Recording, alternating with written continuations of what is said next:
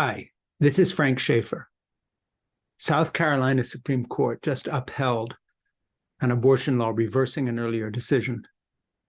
And the ruling was made by a newly all-male, all-Republican bench, allowing the state's new draconian 6-week abortion ban to take effect. And once again, I am reminded that my family in the 1970s and 1980s was on the side of the evangelical emerging anti-abortion movement that morphed with the Roman Catholic anti-abortion movement and eventually took over the Republican Party, using abortion as a perpetual fundraising tool and a perpetual tool in the culture war, reversing what had been a majority evangelical position that was pro-choice or ambivalent about the issue, including Dr. Billy Graham, the evangelist who was pro-choice, Dr. Criswell, head of the Southern Baptist Convention, pastor of First Baptist in Dallas, president of Dallas Theological Seminary, who was pro-choice. We talked evangelicals into becoming rabidly anti-abortion, anti-woman, misogynistic fellow travelers with the far right. And they eventually took over the Republican Party, and the Republican Party took over them. And now there is a Trump cult that is neither Christian nor Republican nor even Democratic, seeking to extend the insurrection that failed January 6th into a second Trump term that will become an authoritarian presidency, seeking to finish the job they started, revenge on all enemies, chasing down anyone who stood against him, essentially unleashing the same kind of retributive regime in America that you find Vladimir Putin exercising in Russia, where he kills his opponents. Exaggeration? No.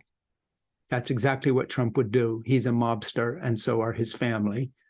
And Trump is already threatening witnesses, jurists, judges, and prosecutors, implicitly and overtly. And those threats are already becoming legion, investigated by the FBI and other law enforcement agencies as people threatened judges and jurists and others. We, sadly, in the Schaeffer family, were part of this, to my eternal regret and shame. But now, as South Carolina Supreme Court upholds the abortion ban at 6 weeks, essentially making all abortion impossible in that state, since women almost never know they're pregnant or know for sure in that short time limit, upholding a regime that has already seen numerous girls aged 10, 12, 13, forced to carry babies to term in states where this 6-week ban is in effect, even after they have been raped by fathers and stepfathers and others. The monstrosity of what is happening in this push against women is hand in glove with the worldwide misogyny movement that we see in Iran, prosecuted by the morality police who beat and rape women in police stations if they do not wear the head covering. In Saudi Arabia, this murderous regime that is gunning down Ethiopian refugees on their border in open killings of thousands, that executes political prisoners, that tortures women in prison who stand up for their rights, while American colonels and generals and others get jobs with this stinking, putrid regime after they leave the US military to pad their resumes and pad their pockets. A US government that has gone along with the Saudis because they have oil, the desecration of our planet, the rising temperatures, a curse in its own right, as if the planet itself is judging us for the conspiracy of silence with the oil states of Russia, the Saudis, and yes, ours as well. In this environment, the fact that women are now being persecuted and prosecuted in the US for their right to abortion, something that throughout the entire passage of human history has been something women have turned to help right the imbalance that nature and evolution itself gave us in our reproductive systems, about which women could do nothing except push back with abortion in rape culture after rape culture, where women were subjected to sexual harassment, even by husbands who took advantage of wives when they did not want to have sex, et cetera, et cetera. The litany of this history is sordid and horrible. No right-thinking human being does not believe that women should have a choice about carrying a pregnancy to term. No right-thinking human being with a moral fiber, a vestige of decency,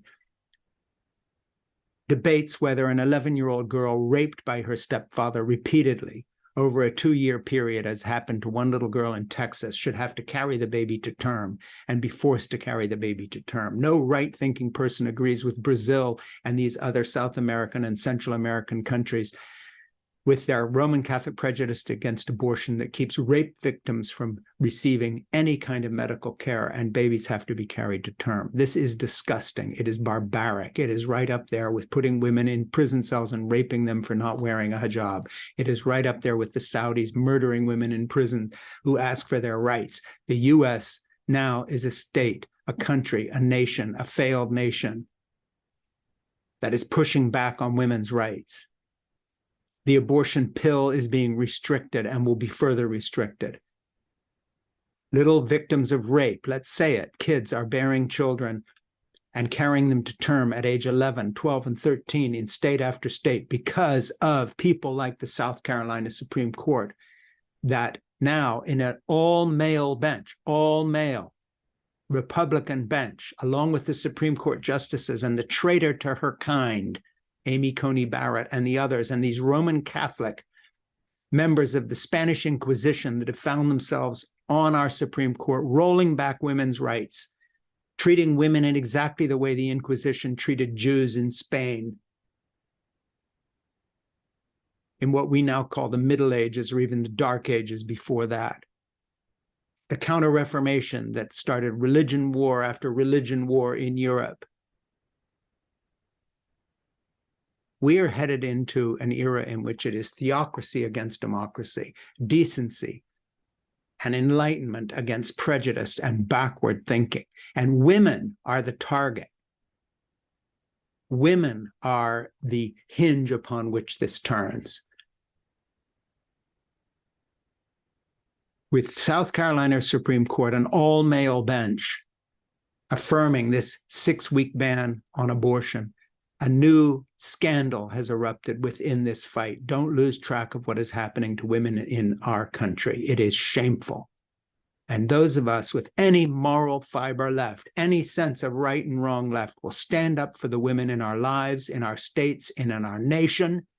We will vote for Democrats who will fight this insidious prejudice against women, this hateful vilification of women across the board. And we will do what we can to make sure that no Republican office holder is elected anywhere in this country until they let go of this horrible fundraising tool that they call the pro-life movement, that is a pro-death movement, it is a pro-keep little children pregnant when they are raped movement. They are disgusting people, and I was once one of them, and it is the great sin of my lifetime. And I left that community more than 40 years ago and have been fighting a good fight against it ever since I got over my own indoctrination and conditioning at the hands of evangelical fundamentalist thinking, Roman Catholic thinking. But others still caught in this mix, and people like these judges on the South Carolina Supreme Court who know better continue to feed this monster. And that monster has a face. A rapist named Donald Trump that a civil court found liable for damages for rape heads up the movement, the rape movement of little girls forced to carry children to term, raped by people like Donald Trump's friend Jeffrey Epstein. This is a disgusting, despicable group of people. And the South Carolina Supreme Court is a shameful institution. My name is Frank Schaefer.